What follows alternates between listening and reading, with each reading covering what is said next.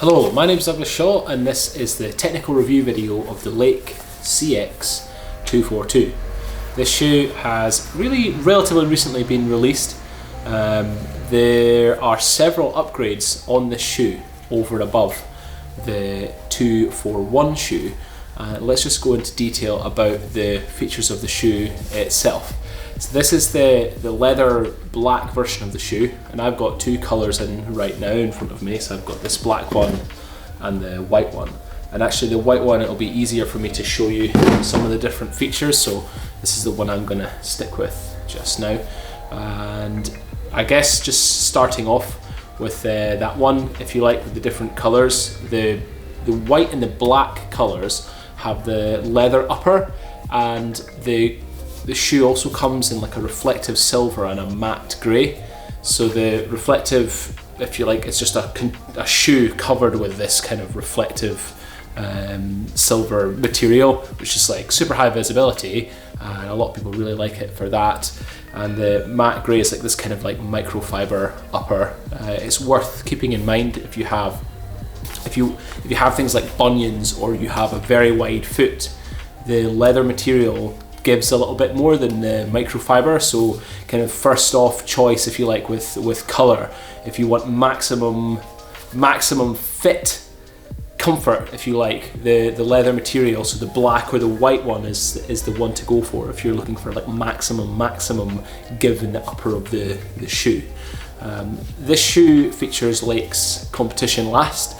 So the things about the competition last are they're generally kind of, if you like, marketed to cyclists who are taking cycling a little bit more seriously. So if you like, the whole shape of the shoe is built around that. So there's a little bit more girth, if you like, around the ball of the foot, and that's because generally cyclists who are going to be riding the shoe are pushing down harder on the pedals, so their foot's going to be moving around a little bit more, and it potentially might be swelling. So there's just a little bit more, if you like, space across the last. There's a slightly flat sole, so it's not quite as flat as like the comfort last shoes, but definitely there's a slight curve on it. It's still very comfortable, but it's very wide, so that sole does allow the foot to spread out and be flat, but it doesn't allow the foot to move around, if you like, as much as it might move around in the Comfort Plus last shoes. So there's like, when you put your foot inside this shoe, yes, there's plenty of space, but you're in a secure fit shoe. The other kind of features on the last itself is there's a little bit more of a heel drop. So if I could try and just kind of highlight that too, you notice the heel is slightly higher than the if you like, the ball of the foot. Now there's a reason for that. So when you're cycling along, you want the ankle to be slightly higher than the forefoot, and this is, if you like, you're generating a lot of power in your quads and your glutes, and you push down into the pedal. If you like, want the knee and the hip to be in a kind of a more acute position, if you like, just to generate a maximum amount of like kind of preload in those muscles before you push down.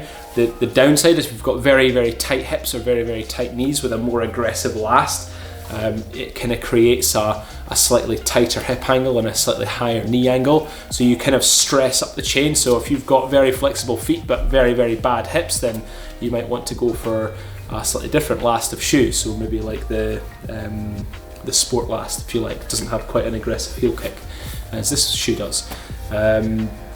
So that's kind of worth keeping in mind if you're buying shoes for a particular reason. But where these shoes come into their own are in the regular width, very narrow feet, because the way that the shoe tightens up with the boas, if you like, these panels, they're all separate.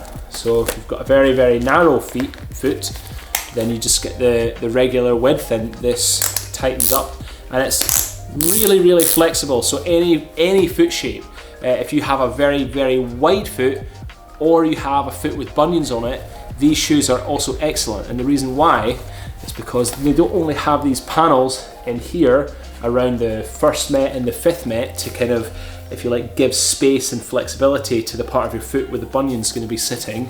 The butt is, you can get lots and lots of like excessive looseness around the the bunions of your foot, but still be able to tighten up a relatively potentially narrow or regular or even wide volume forefoot. So you've just got kind of like flexibility across the shoe for kind of like high volume midfoot, low volume midfoot, and then kind of very wide forefoot because you've got bunions, or very narrow forefoot because you've just got very narrow feet. So this shoe is like the shoe that will just about fit anyone and any foot and anything. There's a couple of other nice features about the shoe I'll go into detail with. So you might notice there's this kind of black stripes. These are made of kind of carbon fibre, so on the instep and the outside of the shoe. So your foot's going to just be a little bit more secure when you're pushing down compared to the previous models of the shoes that don't have this feature, this kind of carbon fibre style fabric.